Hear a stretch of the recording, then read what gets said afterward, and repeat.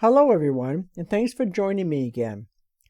Before we get started in the next chapter of this third book, let's cover a little bit about the previous chapter.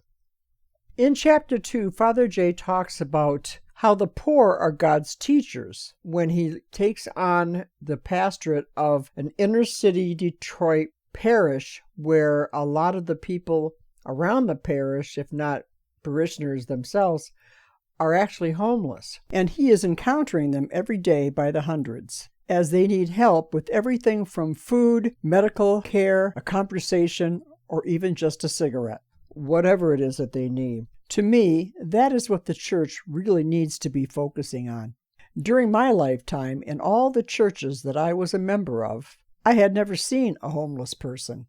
It wasn't until I moved to Las Vegas that I saw many homeless people living on the streets. My guess is that most parishes don't have to deal with these kinds of realities of life. And Father J spent 11 years at Holy Trinity, day in and day out, dealing with these realities, and it taught him a lot. To Father J, those who had nothing became his spiritual mentors, and they taught him the ultimate difference between what we want and what we truly need. So let's dive in and see what's going on this week with Father J. Chapter 3. My first thoughts about Holy Trinity. Kindness is a language which the deaf can hear and the blind can see. Mark Twain. Love bears it out, even to the edge of doom. William Shakespeare. To love means to love the unlovable. To forgive means pardoning the unpardonable. Faith means believing the unbelievable. Hope means hoping when everything is hopeless. G. K. Chesterton. My very first thoughts about Holy Trinity began when I was a college student in the seminary. Several of us students had done some census work for Father Kern. That was my first encounter with this wonderful man. I had hoped that someday I would be his associate working at Holy Trinity. It would be an honor to work side by side with an ideal priestly pastor. I could learn so much from him just watching him doing what he did best. He was considered incomparable in the working ethic of total commitment and total service. Never did it occur to me that someday I would be following Father Kern as pastor. But that was precisely what happened. Following a legendary, accomplished, and very well-liked pastoral leader, such as Father Kern, does not help one to develop a healthy, well-balanced self-image. Quite the opposite is true. Following such a huge personality could be overpowering to one with a weak and fragile self-concept. Taking charge of the work done by Father Kern for 34 years called for someone who already had a sound and secure self-image. Fortunately, before I accepted the assignment at Holy Trinity, I felt that I was at the spiritual peak of my priestly ministry. I was 47 years old, and I felt that I had done it all. My view of life was built on a solid foundation. I had lived through a wide variety of experiences that ranged from being an associate pastor in several parishes to being a pastor of 4 different parishes for almost 30 years. In the archdiocesan framework, I also held a few active positions, being a vicar and a member of the assignment board for the archdiocese. I also was director of the Hispanic apostolate, a member of the Senate, a forerunner of the present Presbyterial Council, and a director for Cursillos, weekend retreats in Spanish, and also sat on a team preparing Spanish-speaking deacons for the Archdiocese of Detroit. Before I went to Holy Trinity, I had just completed 5 years as pastor of St. Michael Church in Pontiac, Michigan. The parish council staff and myself had envisioned and had just completed our 5-year goals in 4 years. If I had taken any pride in my accomplishments up to that time, the bubble suddenly burst in my face. I was caught off guard. With almost no preparation, I found myself stepping into another world, the world of the voiceless and homeless. It wasn't easy. I had faced many challenges before, but there was nothing in my personal history that prepared me for the unique experience of following Father Kern in the inner city of Detroit. His fame and accomplishments extended far beyond the physical boundaries of Holy Trinity. Imagine following in the footsteps of such a person. About 10 years before Father Kern made his transition, there was a statewide poll taken. People from all walks of life and from every background and religion were asked, who, in your opinion, is the mover with the greatest influence toward progress in the state of Michigan? Asking for the most prominent mover in the state would normally place someone of very high rank in first place. The voting surprised everyone. Before the governor of Michigan, the mayor of Detroit, and the cardinal, being the spiritual leader of well over 1 million members, was this humble but very powerful pastor I was to replace. Replace? Hardly. He was a one-of-a-kind dynamic individual who God sends into our midst from time to time. He was operating on a level far above the ordinary. I do not know a single priest who, in his right mind, desired to follow Father Kern as pastor. As soon as I heard that Father Kern was going to retire, my famous quote was, "I pity the poor fool who follows Father Kern at Holy Trinity." Little did I know that yours truly was going to be that poor fool. My first shock at Holy Trinity was that I had no name for about 3 years. Would they remember the name Father J? Not usually.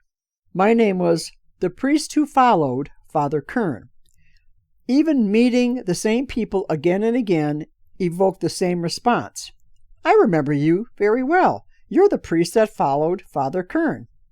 I thought to myself, must I go through that again? When I came into this world, I was named Jacob, after my father. And so early in life, as far back as I can remember, my name at home was Junior. When I was ordained a priest, my name was no longer Junior.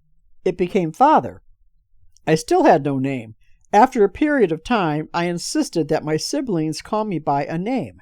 My sister Jenny, who has since been called to heaven, gave me the name Jay. It was perfect. I liked it, and have used it ever since. At any rate, it took 3 years and a talk by Father Kern himself on St. Patrick's Day at Holy Trinity to finally make the change in leadership. He addressed a church filled with politicians, businessmen and women, dignitaries from the government, the medical field, the church, and a large percentage of the Irish and would-be Irish for a day present. His presentation was expected to be about St. Patrick and the Irish and the special collection for Holy Trinity's programs for the parish and for the poor. No one could have guessed what his topic would be. It was not about the Irish, St. Patrick, or the famous collection better known as the Sharon o' the Green. Rather, he focused his entire homily on Father J as pastor of Holy Trinity and how successful and effective was the work I was doing since his retirement. He emphasized that if anyone wanted to have him participate in a program at or connected with Holy Trinity, please get Father J's permission. He is the pastor. Father Kern was so complimentary all through his talk that I wondered at times who he was talking about. After Mass, however, the official change took place. At this point, after 3 long years, I was completely accepted as pastor, and with a name, Father J. While the crowds were making their way slowly out of church, I happened to see 2 notes. On this page is a picture of Father Clement Kern and of the St. Patrick's Day procession. Well-known judges standing in front of the doors of the church. I edged my way toward them just to say hello. One of them said, "Well, here comes the new pastor of Holy Trinity." I blurted out, "Excuse me, but I have been pastor of Holy Trinity for 3 years." "No, not really. Now you are pastor." And he was serious. With Father Kern's public approval, somehow and in some strange way, everyone just happened to remember my name. This incident describes the power and influence of Father Kern and his humility of graciously bowing out of the spotlight. I then became able to serve others with my own actual name, Father J. Interestingly enough, several years before I moved to Holy Trinity, I was teaching a course in self-improvement which included techniques to improve one's self-image. Teaching the course many times and making every effort to practice what I teach, I came to Holy Trinity with a fairly strong self-image, so I must say that I was not defeated by all the well-deserved attention Father Kern received. I did begin to wonder briefly at times if I was making an impact or not, but I knew who I was, and I did not want to be anyone else. When I accepted the assignment of pastor at Holy Trinity, I insisted that I would run the parish my way. I did not want to be the mold of another person, even one as great as Father Kern. I taught for over 15 years in my classes on mind development and stress control to be yourself, that we are all unique, that each of us has our own gifts, and we all have something to say, to do, and to contribute. My intent was to learn as much as I could from Father Kern, who was my mentor, but apply what I know through my own convictions. I never intended to destroy programs that were successful, nor would I continue others that were obviously doomed. Consequently, I kept up much of what I had inherited from Father Kern. He was creative, insightful, and at the same time very sensitive in his efforts to assist those who were in need by improvising new and inventive ways to meet such needs. I was not selected by the assignment board of the Archdiocese to come in and clean house. There was not much to clean. I believed my values concerning priestly service were in line with those of my predecessor, having previously spent about 14 years in the inner city at other parishes. Somehow, I quickly adapted to helping large numbers of people on a one-to-one basis. It was a shock to be there, but the kind of joy that we brought to others filled my soul with a sense of gratitude and amazement. In fact, it was indeed a privilege to share more deeply in the Lord's work. It was also quite necessary to be bilingual, since 2/3 of the parish was of Hispanic origin. I loved my ministry with the Spanish speaking. It was not surprising, therefore, that my favorite Mass was the one in Spanish every Sunday. I was grateful that the Archdiocese had sent me to Mexico twice, once before ordination to Mexico City and the other after to Cuernavaca. Both were summer assignments. A third time I was sent to Ponce, Puerto Rico, for an intensive study of Spanish, also for the summer. Being Lebanese and pastor of a parish community, largely Mexican, Puerto Rican, and Maltese, I never took sides, preferring one culture over another. I enjoyed all three cultures, rich in music, family values, and, of course, delicious food. From the very beginning of Holy Trinity as a parish community in 1834, it was, without question, an Irish parish. And it is still very Irish on St. Patrick's Day. The church becomes so overcrowded that every pew and even the aisles and vestibule are filled with people, and there are still more folks standing outside listening to loudspeakers. Many of the worshippers of every nationality speak of being Irish for a day. In reality, and apart from that one day, the actual residents of Corktown had changed radically. It had become a Maltese and Hispanic community. Talking to some of the seniors, they remember full well what happened when the Maltese families began to move into Corktown. This comes as a surprise. The Maltese immigrants were warmly welcomed by the Irish community. It was the Irish in the area who rented to them and would later babysit for them. These stories were repeated by a number of the Maltese families. Mary Madcalef, Tony Porter, the Prica family, the Mirabitu family, and Mary Gatt are just some of those who told how they were immediately accepted by the Irish families. Service comes in so many forms. The Irish community serving the Maltese community. The Maltese families adapted well and quickly. They operated the local grocery stores while some of them held jobs in the automobile factories. Local stores were important to the community because many of the residents had no cars. While I was at Holy Trinity, the Maltese made up about a third of the parish and participated in every activity and position in the parish. They came here originally receiving and became givers of their time and talent.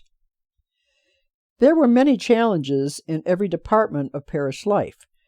We had a lot of work to do, and our workday consisted of long hours. Yet, left on our own and without outside help, we were financially crippled. We were far from being self-supporting. It was either simple coincidence or part of a divine plan that I happened to have the largest mind development and stress control class in my 16 years of teaching the course. The classes took place at St. Paul's Retreat House in Detroit, Michigan. Over 300 persons attended. That is extremely large for a class. 20 to 50 was considered an excellent attendance at that time. The big help came from the Michigan Catholic Archdiocesan newspaper. The front page was divided in half. The top half was a picture of Pope John Paul II, who was chosen as the Pope and successor of St. Peter. The bottom half of the page was a picture of myself, teaching the mind development and stress control course. Hundreds of callers responded to that wonderful article. I figured that it was a gift from above, so I donated the entire profit to the Open Door Policy Program. From that point on, money was always put aside to lend a helping hand to the financially impoverished. Prior to donating a portion of every class I taught, I discovered that my wallet was the parish fund for doling out money to those in need. Obviously, helping the poor who came to our door each day ended when our wallets were empty. Fundraising was a necessary part of my assignment. We actually received only enough donations in the Sunday collection to stay open for a little more than a month. The conclusion was obvious. Without outside help, the open door policy at Holy Trinity Parish would not exist and the poor would no longer be served. Fortunately, God smiled on us. I was overwhelmed by the generosity of people everywhere from all levels of society. There was never a mail delivery day without one or more donations in the mail waiting to be given away before sundown. I became more and more elated each day as I witnessed the caregiving qualities of the affluent and the not-so-affluent. And the miracles continued. We thanked God every day for sending us so many volunteers and benefactors. And the response to our fundraising projects was phenomenal. All our projects continued to expand so that we were able to meet our parish expenses, although we operated on a year-to-year basis. We thanked God for inspiring so many people to serve in so many ways. Thank you for listening, and please join us every Sunday for our watch party at our new premiere time of 2:30 Pacific Time as I premiere the next chapters of Father J's book.